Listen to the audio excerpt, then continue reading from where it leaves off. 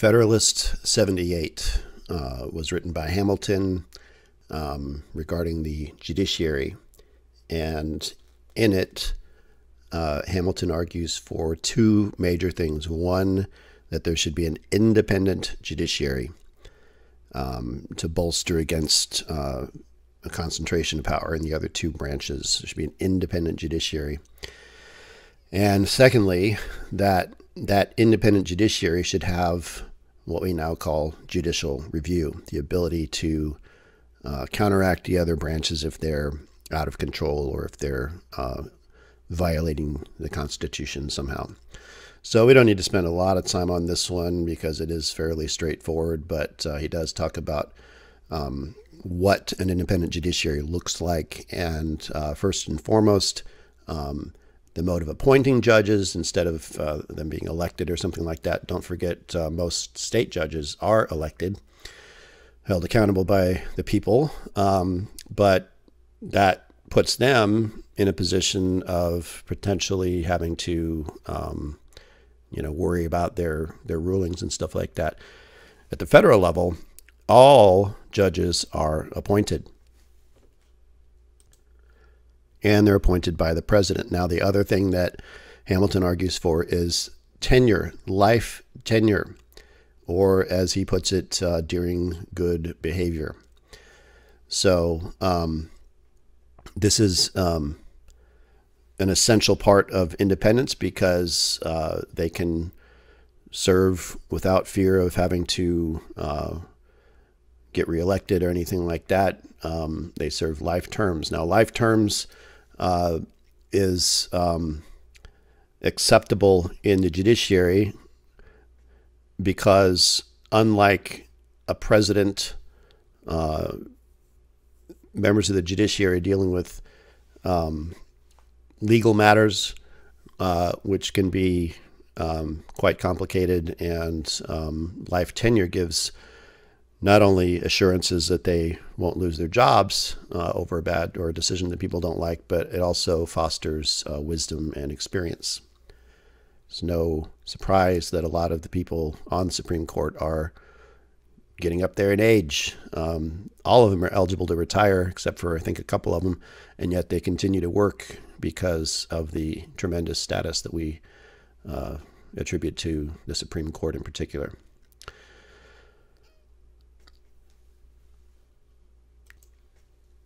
Paragraph 7 is kind of the meat of the argument here. Comparing the three branches. Don't forget, comparison is an argumentative tactic that you all want to use.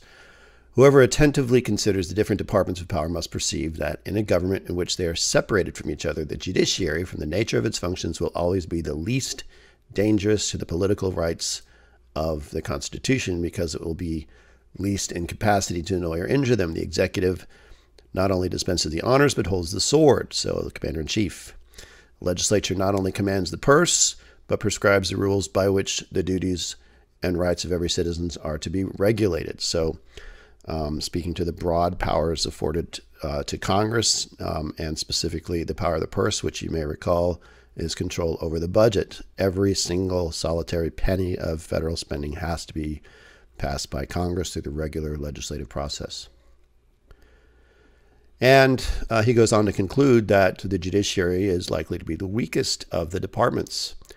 And so he's arguing that giving this judicial independence is a way to counterbalance the other two branches. And I guess he's trying to put people's minds at ease that if you have these life tenure provisions and independence provisions, the courts might get too strong.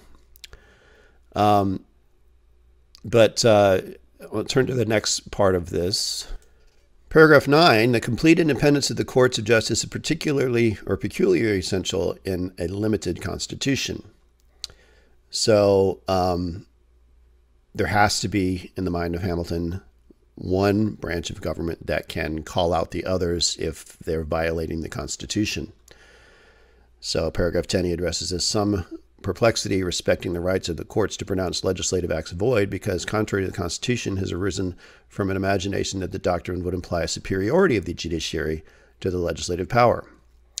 It is urged that the authority which one can declare the acts of another void must necessarily be superior to the one whose acts may be declared void. So he's kind of addressing the concerns that naturally emanate when you have this idea of judicial review. Paragraph 11, there is no position which depends on clearer principles than that every act of a delegated authority, contrary to the tenor of the commission under which it is extracted, is void. No legislative act, therefore, contrary to the Constitution, can be valid. And of course, he argues that it's going to be the courts that are going to be the ones to point this out.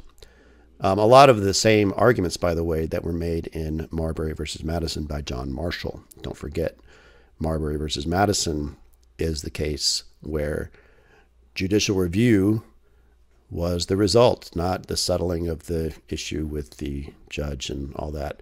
The real takeaway from Marbury versus Madison is the establishment of judicial review, which is basically just Marshall parroting the arguments of this essay in Federalist 78. Okay, so I don't know if we need to go too much more into this, but once again, the takeaway from Federalist 78 is an independent judiciary, which means appointment, life terms, and other provisions like the salary provision, their salaries can't be reduced, and being able to exercise control over the others in the form of judicial review. So that's kind of the important, the other branches, I should say. That's the important takeaway from Federalist 78.